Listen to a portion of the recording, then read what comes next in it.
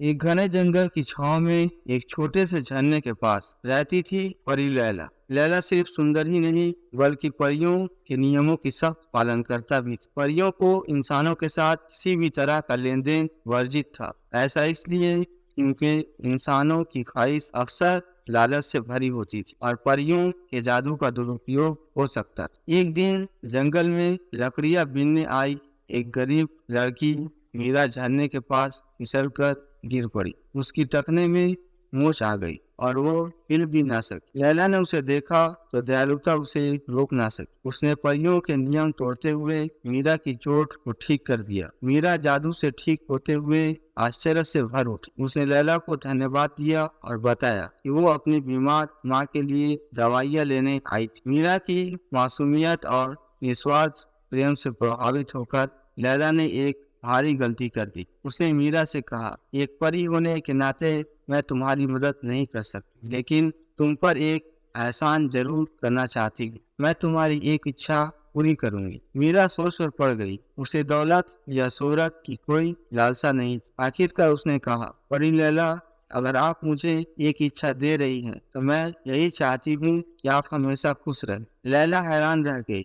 यह इच्छा उसके परियों के नियमों के खिलाफ थी। परियों का अस्तित्व ही उसी पर नहीं, संतुलन बनाए रखने पर टिका था। दुख और दर्द भी उतने ही जरूरी थे जितना खुशी। लैला को पता था कि अगर मीरा की यह इच्छा पूरी होती है तो न सिर्फ उसका जादू कमजोर हो जाएगा बल्कि पूरे जंगल का संतुलन बिगड़ जाएगा। फूल हमेशा खिलेंगे, पक्षी हमेशा गाएंगे, लेकिन जंगल में जीवन का चक्र भी रुक जाएगा। लैला ने मीरा को समझाने की बहुत कोशिश की। उसने बताया कि उसकी इच्छा पूरी करने से क्या क्या नुकसान होंगे, पर मीरा अडिग थी। उसकी मासूमियत में इतनी शक्ति थी कि लैला उसे मना नहीं कर पाई। आखिरकार दुखी मन से लैला ने मीरा की इच्छा पूरी कर। अचानक जंगल में सब कुछ बदल गया। फूल हमेशा के लिए फूल उठे, पक्षी रात दिन गाते रहे, पर जल्द ही अजीब सी शांति छा गई। नदी का बहाव रुक गया, हवा चलना बंद हो गई और पेड़ पौधे बढ़ने बंद हो गए। जंगल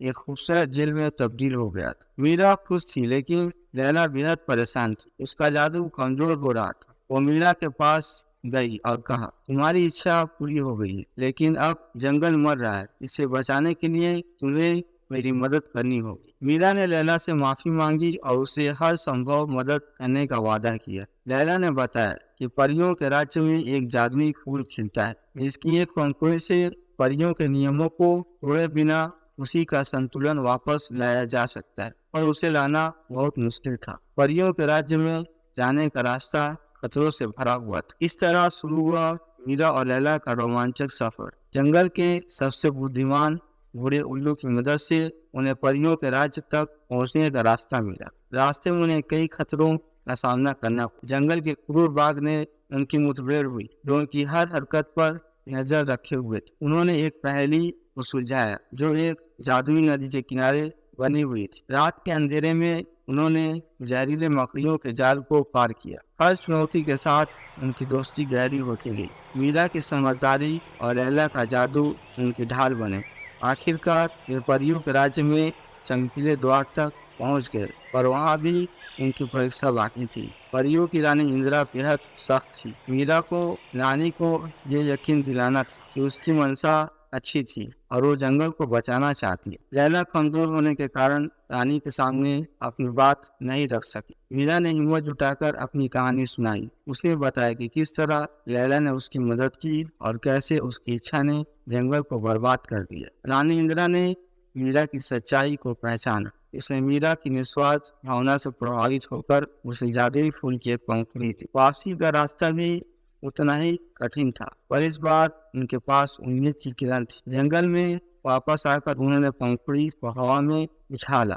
एक चमक के साथ जंगल फिर से जीवन के रंगों से भर गया। पक्षी गाने लगे, नदी बहने लगी और पेड़ पौधे नई पत्तियां निकालने लगे। खुशी वापस लौट आई थी, लेकिन संतुलन भी बना हुआ था। जंगल एक बार फिर से खिल उठा। इस साहसिक यात्रा ने लैला और परियों के नियमों को हमेशा के लिए बदल दिया। रानी इंदिरा ने माना कि कभी कभी इंसानों की शुद्ध इच्छाएं परियों की कठोर नियमों से भी ज्यादा ताकतवर होती है। मीरा और लैला की दोस्ती जंगल में हिस्से बन गए। मीरा जंगल की रक्षक बन गई और लैला को कभी भी परियों के नियम तोड़ने का पछतावा नहीं हुआ।